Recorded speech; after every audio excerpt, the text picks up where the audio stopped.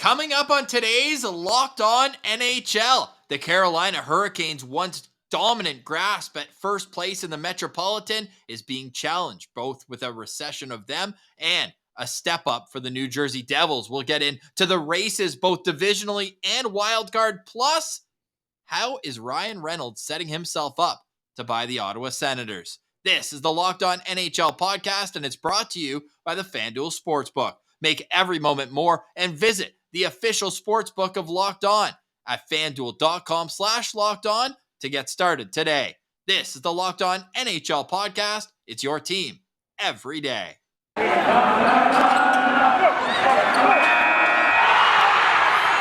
are Locked On NHL, your daily podcast on the National Hockey League.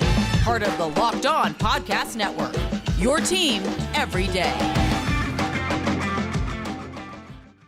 Thank you for making Locked On NHL your first listen on this Wednesday, March 15th. I'm Ross Levitan from Locked On Senators, joined by David Morassutti of Locked On Maple Leafs. Every Wednesday on the Locked On NHL Network, we provide you with Eastern Conference analysis, the highs, the lows, and in this case, David, the injuries as well. Yeah, very, very brutal time for the Carolina Hurricanes to not only potentially be in a position to lose their first place in the Metro Division, but losing arguably their best goal scorer for the remainder of the season in Andrei Svechnikov.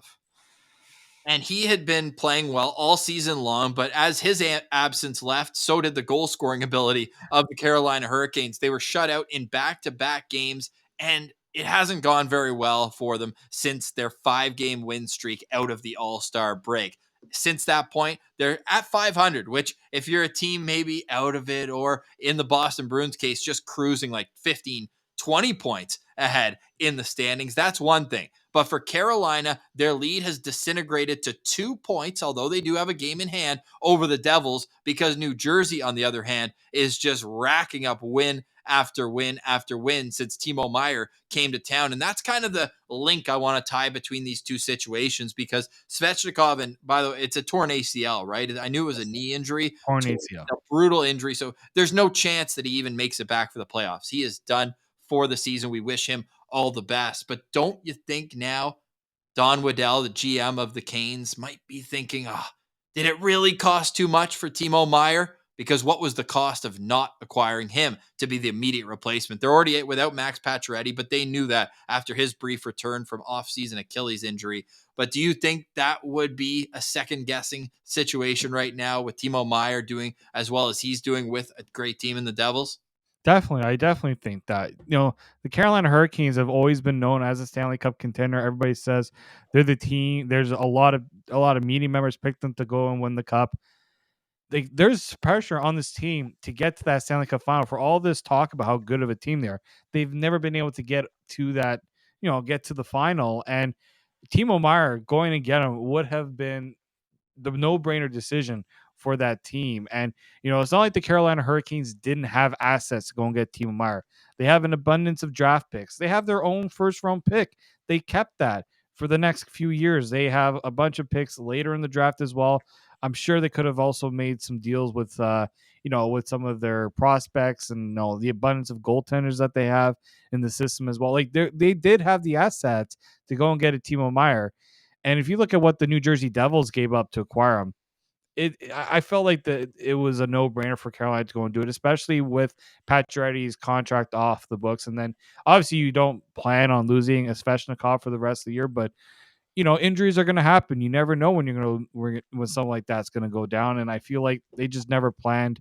They just weren't willing to go all in. I don't know why that was the case. The Hurricanes are near the top of the league when you look at their prospect standings. They've hit on so many what seems to be mid-round picks that all of a sudden shoot up the prospect rankings once they're already picked. And you can check out Locked On NHL Prospects for more on that sort of thing. But if the Devils' hesitation to making, or sorry, if the Carolina Hurricanes hesitation to making that deal was Martin Necas, maybe that's where I start to understand a little bit, because then you're losing some offensive weaponry at the same time. However, the package that ultimately went there from the Devils was all futures. It's not like Andreas Janssen was kind of the biggest guy who can affect the lineup right now. Maybe Fabian Zetterlund, but those aren't guys who move the needle like a Dawson Mercer was. So it's not like I would compare Dawson Mercer to Martin Neckash in terms of productivity this year. Although the heater that Dawson Mercer's on right now. Yeah. Good Newfoundlander, 11 goals and 20 points on a 12-game stretch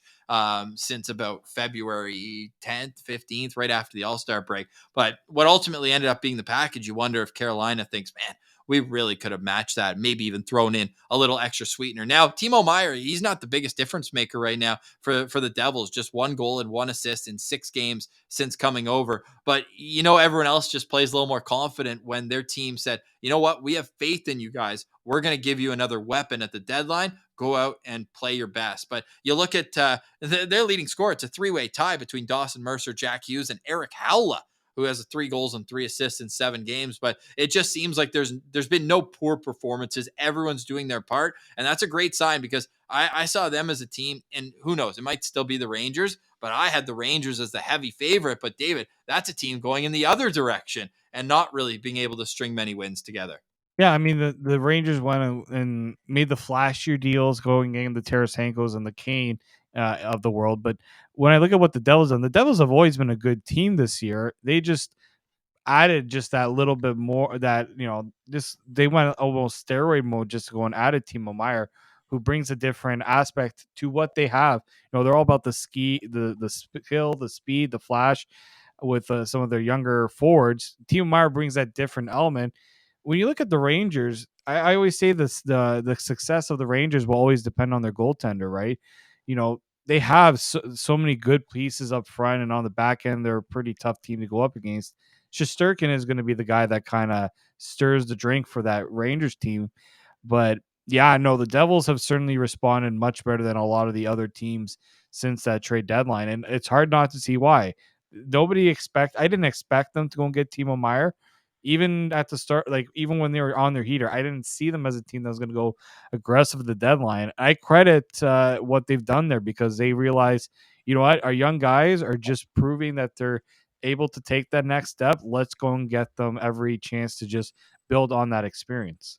And the New York Rangers now 8 points behind the New Jersey Devils. However, tinfoil hat, is it a race to third, David? Like the Devils and Rangers both have much better records on the road than at home this year. The Devils are 25-4-4 away from their home building, 19-13-2 when they do play at home. So I'm not sure what kind of witchcraft that is, but it is interesting to note. And if they do get first place, they'll have it all the way through till the Eastern Conference Finals, where it feels like Boston's on a crash course to clinch the President's Trophy by, I don't know, next week. They've already clinched a playoff spot. The first team in the NHL to do that. They're 50-11-5 on the season through 66 games. And also, we'll save this for Tuesdays, which is when you get your Western Conference dose of Locked On NHL.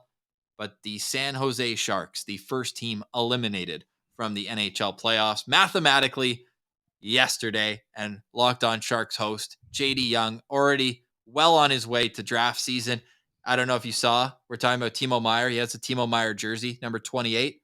He's at home with tape, turned it into 98, and he's got the taped over Bedard nameplate on there. You got to embrace the tank as much as possible. So those are always it's it's always funny to see that. But yeah, no, there's teams that certainly understand what it means to embrace the tank, and I love the fact that JD is all in on that right now. Fun tank game last night between the Sharks and Columbus Blue Jackets, 7-6 in overtime. Columbus hanging on to that last placed team in the NHL. Actually, 49 points. So that was huge, because the Sharks are second last at 51. So that's about as good as it gets from the bottom of the standings. Check out Locked On Blue Jackets and Jay Forster for more on the Blue Jackets. Local experts on the biggest stories. That's the Locked On NHL way. We've got teams and shows for every single squad in the NHL. So you want to learn more about the draft? Go check out some of the bottom feeding teams and their shows. And if you're gearing up for playoffs that start on April 17th, you know that Locked On Leafs, Locked On Lightning, and Locked On Bruins in the Atlantic, Locked On Rangers, Locked On Devils, and Locked On Hurricanes have you covered for that. 35 different shows. Amazing stuff. Next, we'll tell you what else we learned from Gary Bettman's networking conference, I should say, today, where he discussed the future of the Ottawa Senators. Is there going to be changes to the playoff format? And we're going back to Canada Day for free agency in the NHL. All that's coming up. You're listening to Locked On NHL.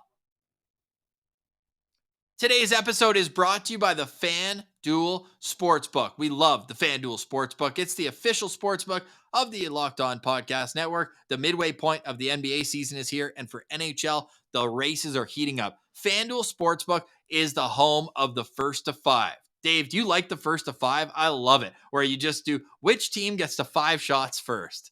Oh, it's great. It's, you know what, because when you're trying to do goals in hockey is so tough. I know in basketball, getting the 5 points, that's another good one there. But 5 shots, especially if one team just manages to like totally obliterate the other one and gets all 5 shots, and then the other team hasn't even recorded a shot. It's always a fun time, especially if you bet the winner. It's like the equivalent of betting first bucket in a basketball game. Like, come on, leave it to a little less luck than that, but go check out the road to 5 on FanDuel Sportsbook. Plus, FanDuel even lets you do same game parlays, chance at bigger payouts. So don't miss your chance at a no sweat first bet up to $1,000 in bonus bets when you go to FanDuel.com/locked on. That's FanDuel.com/locked on to learn more. Make every moment more with FanDuel, an official sports betting partner of the NBA.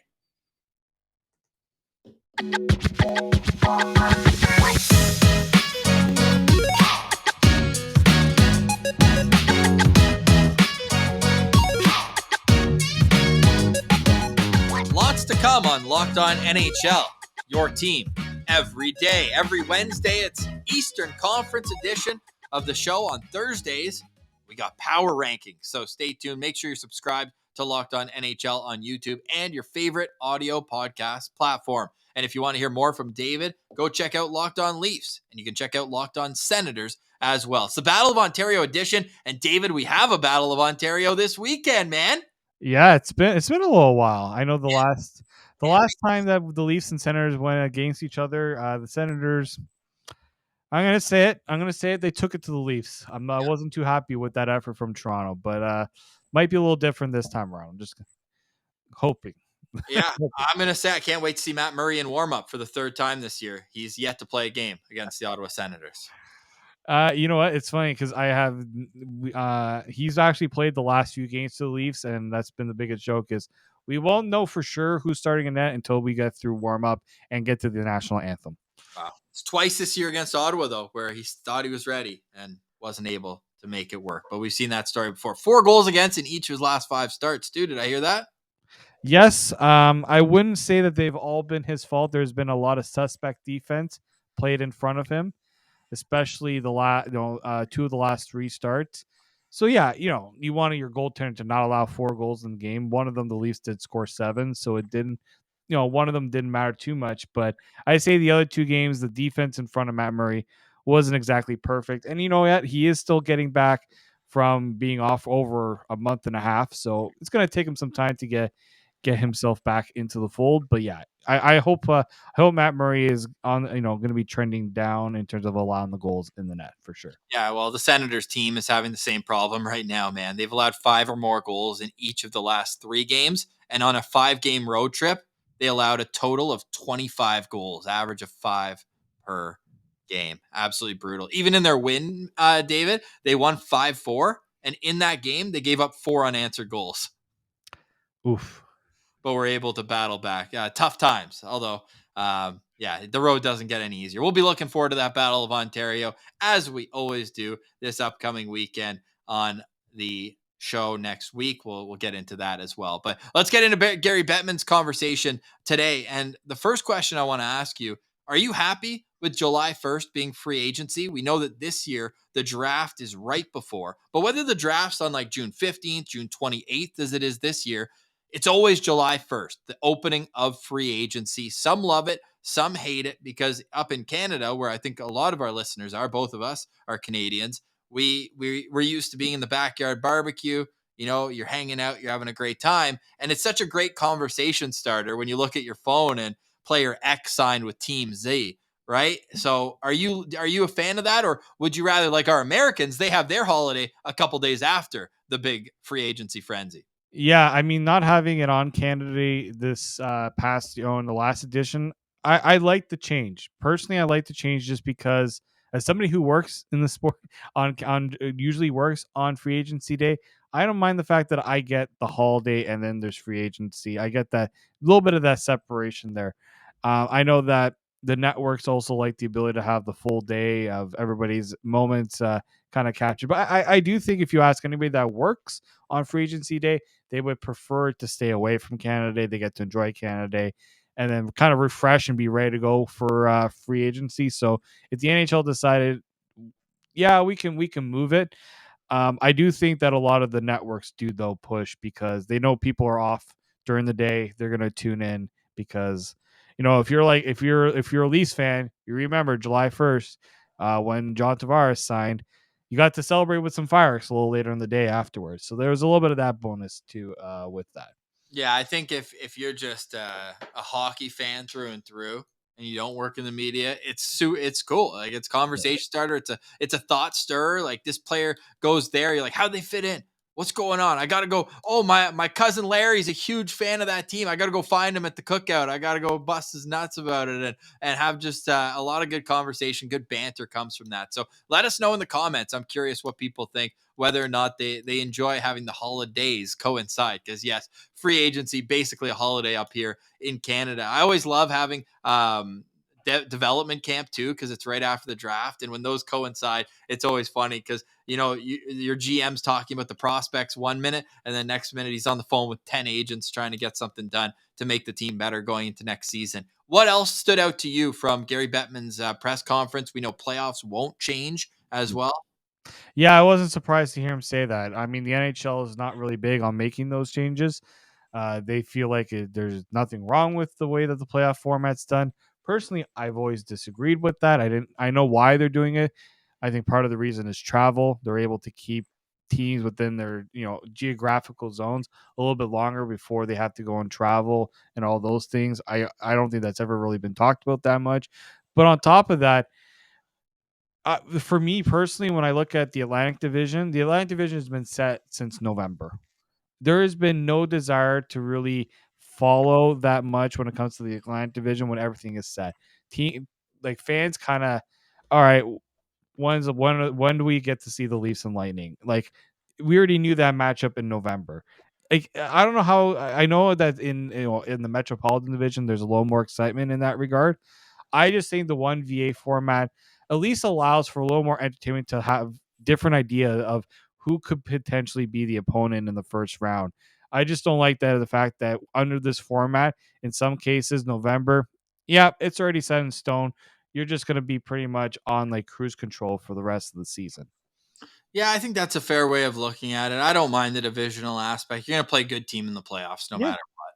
yeah. So it doesn't bother me too much. I just want to see the playoffs again, and format be damned. But no, it's great hockey, and I get it if you're having such a great season like the Devils. They had a 17-game win streak, and now they're on their way to another great stretch. And it's like, wait, we might get stuck playing a real good team here in the first round if it is the Rangers at the end of the day. Or, I mean, out west, and we'll see how this all shakes out. We'll save it to the Western Conference, but like, there's still a chance that the Oilers are a wild card team. You got to play Connor McDavid. You work so hard all season, and you get to play Connor McDavid in the first round. That's your treat. So I don't know. There's a good matchups all over the place. So I'm curious to see how the majority fare. I don't think people are super upset about it. Like, the quality of what the level of hockey we see is the key, and I think it's hot. The game's in a great place. Last year's playoffs was electric, and I think we're going to see another great spring this year for the NHL, especially with all the player movement. A lot of players going from sellers to buyers, and in that case, strengthening the pool of talent for the NHL. But dude, miss me with the expansion talk. We don't need to water down the league 30-14. No chance. The league can barely get the salary cap to go over $1 million. They're gonna try to add. I know adding teams will bring in more money, more revenue, but you also have teams that can barely scratch and claw to get to the salary cap floor. Like, spare me the idea that you need to expand right now. I know a lot of people want to talk about that. Expansion can mean more, more jobs for players and all those things. I get that. But when you look at the NHL's barely been able to get the salary cap to go up because revenues are still trying to catch up from the COVID pandemic and the escrow from players. I'm okay with it waiting. If they want to do relocation, that's fine by me. If some of these teams that aren't really getting the revenue down, and if another market really wants and wants to pay that relocation fee, because we know that Winnipeg had to do it for Atlanta, I'm okay with that too. But I understand, yes, expansion brings in good money for the league, but it takes time for that all to, like, it's not like um let's say Houston wants to come in. It's not like Houston comes in and then boom, the salary cap's going to go up $10 million for that season. It takes a while for those payments to come in, for that revenue to come in. So yeah, let the rest of the league kind of catch up with the revenue before we talk about expansion. Yeah, I mean, and the pool of talent too, right? Like, I don't need more third liners. We need stars playing with Yeah. stars to an extent, so that they can sharpen iron type thing. We've heard Atlanta, like, no, you don't need a third try in Atlanta. Yeah, I mean, No. Quebec City. If a team goes to Atlanta before Quebec City, I'm going to be real mad. Like, even just like the backdrop, like, Quebec City is, for my money, the most beautiful place in Canada. They have a rink. They have a nicer rink than most NHL teams do. Their Quebec Pee Wee tournament sells out a 17,000 seat arena to watch 13-year-olds play hockey from all around the world. With the right ownership, hockey would thrive there. Yes, it definitely will. You have a history in that city as well that actually did quite well. Before, I obviously know, yes, they relocated to Colorado, at least relocated to a market that's thriving and doing well, and it made sense. But yeah, I don't see how Quebec is less deserving than in Atlanta per se. Have you ever been to Quebec City? I have. Beautiful. It's been a little while. I haven't been, like, I was there young when I was younger, but oh yeah, it's a beautiful city. A lot of history, just a lot Drive. of. It's like a 9-hour drive from Toronto. Oh yeah, I went there. I went there actually first, and then I went to Montreal on my way back. I've been Yep. to Montreal obviously more than I do to Quebec, but yeah, it's definitely time for me to go back to Quebec. And I speak French too, so it's not like I can't get by in Quebec either. 100%, man. I would recommend going around Thanksgiving, because they have, like, in Ottawa is up there too, where like the colors are unbelievable. Yeah. But when you go all the way up to like the Charlevoix, the Quebec City area, man, that's God's country out there for sure. So that's a little tourist portion of Locked On NHL. Coming up on the other side, who are the tourists and who are here to stay in the wild card race? That's all coming up. You're listening to Locked On NHL. Today's episode is brought to you by Built Bar. Built Bar, it's the protein bar that tastes like a candy bar. Are you looking for a delicious treat but don't want all the fat or the calories? Then you got to try a Built Bar. We're just through the holidays. I mean, I'm still catching up on my workout schedule, but I know that when I eat Built Bars after my workout, I am putting very good nutrition into my body. But it doesn't taste like it. It tastes so good. Why? Well, for starters, these are all 100% covered in real chocolate, and they come in unbelievable flavors like churro, peanut butter, brownie, and coconut almond. And you don't have to wait to get a box. For years, we've been talking about how you can order your Built Bars at Built.com. But now you can also get them at your local Walmart or Sam's Club. That's right. Head to your nearest Walmart today, walk up to the pharmacy section, and grab yourself a box of Built Bars. Go check them out. Built Bar, Built.com, Built.com. They've been with us forever, so go get yours now. It's Built Bar, the protein bar that tastes like a candy bar.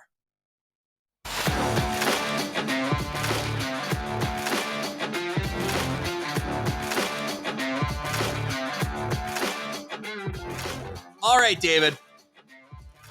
Exciting times over at Locked On Senators. I won't bog you with too many details, but when we're talking about Gary Bettman, we have to discuss everything he said of note. And something that perked my ear up was, of course, the pending sale of the Ottawa Senators. Sportico reporting that 9 bids were entered, some north of $900 million. Now, on 32 Thoughts, the podcast, Elliot Friedman was saying how much of that is attached to the real estate venture that this ultimately is for the new ownership, and getting a new arena either downtown at LeBreton Flats, which is maybe the most valuable undeveloped real estate in our country, right at the foot of Parliament Hill, or another location that's not 45 minutes without traffic to get to from downtown Ottawa. But he said that we should know the next owner of the Ottawa Senators in the next couple of weeks. I don't know if you're a finance guy, David, but usually when you're about to make an enormous purchase like that, you have to become liquid and maybe sell off some assets.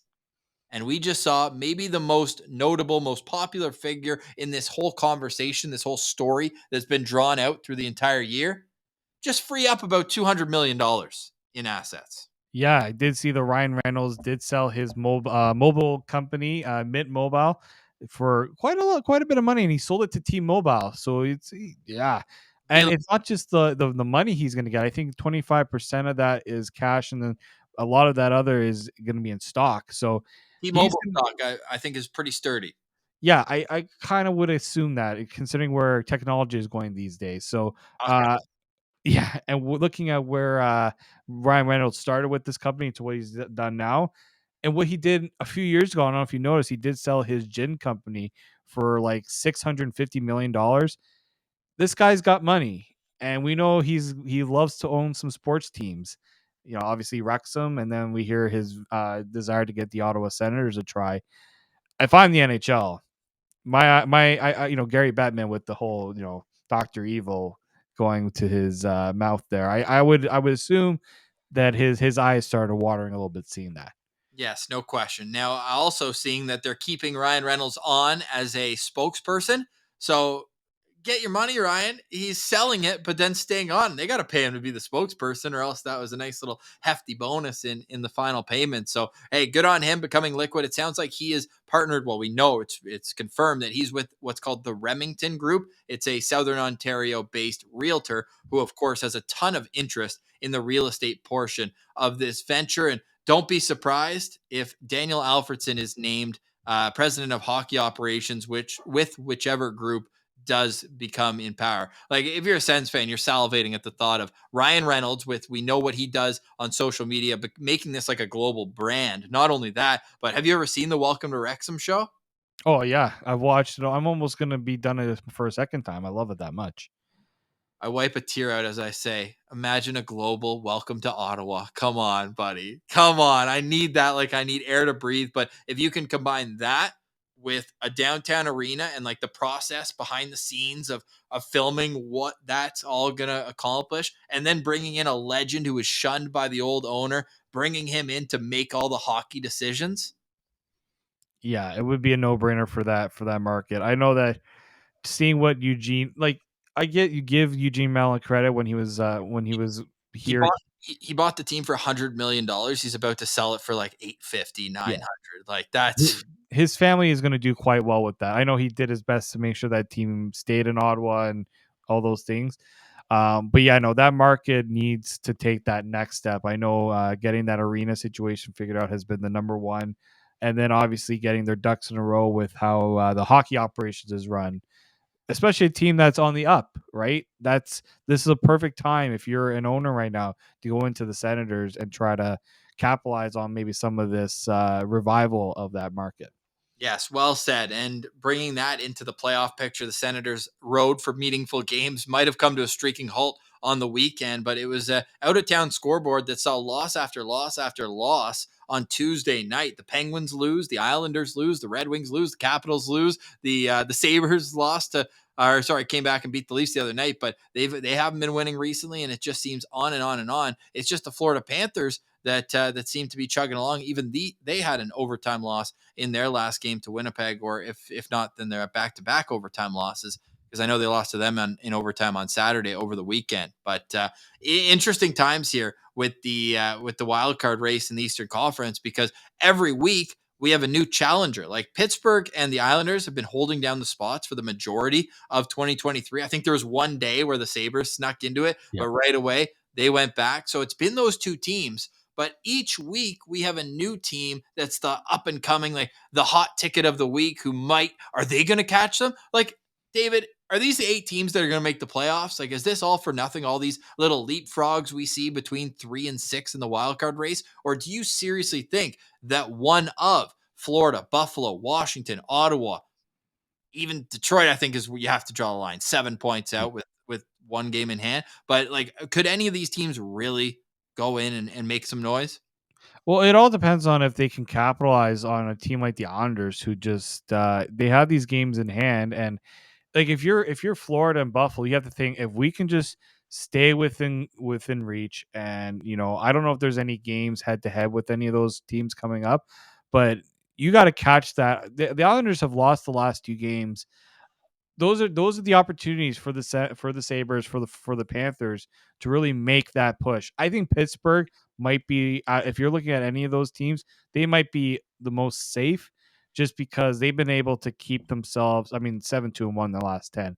They're definitely keeping themselves, out of that danger zone. I think the Islanders are in that danger zone right now. They're treading water, and if I'm Florida and Buffalo, you got to be smelling blood in the water right there. For the Pittsburgh Penguins, a lot of their games left are against teams that have no impact in this race. They play Ottawa once. They play no, that's it.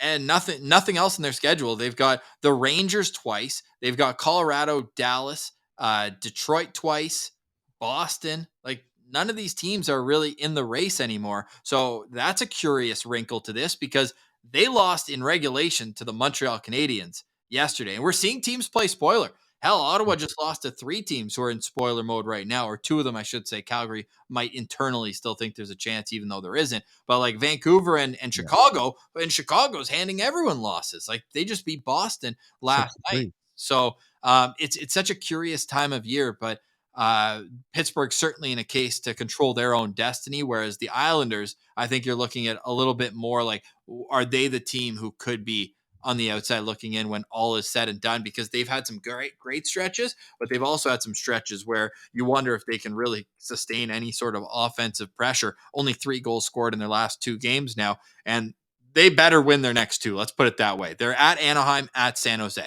Okay, like, their schedule is probably the easiest of these teams. Like, they've got Columbus as well left over, and they've got Montreal, and they're playing a lot of those bottom feeders throughout the rest of their season. But they also have Tampa twice and a couple other matchups. So I'm fascinated to see it. But as each game in hand dissipates, I'm starting to just like throw in the towel and be like, you know what? There's too many 3-point games. At the end of the day, I really think we are just going to see the Islanders in the 8th seed take on Boston in round 1, and Pittsburgh is gonna find a way to play whoever wins the Metropolitan as well. And that's a shame. I think it would be more fun if like the Cinderella story were to finish up, whether it's Florida or one of the other teams we mentioned get in there. But yeah, I'm starting to, because last night's a perfect example, David, where both teams in the wild card positions lost in regulation. Like, that was their chance, but none of the other teams can take advantage of those nights and make up the ground. It just seems like we're stuck at 4 to 8 points.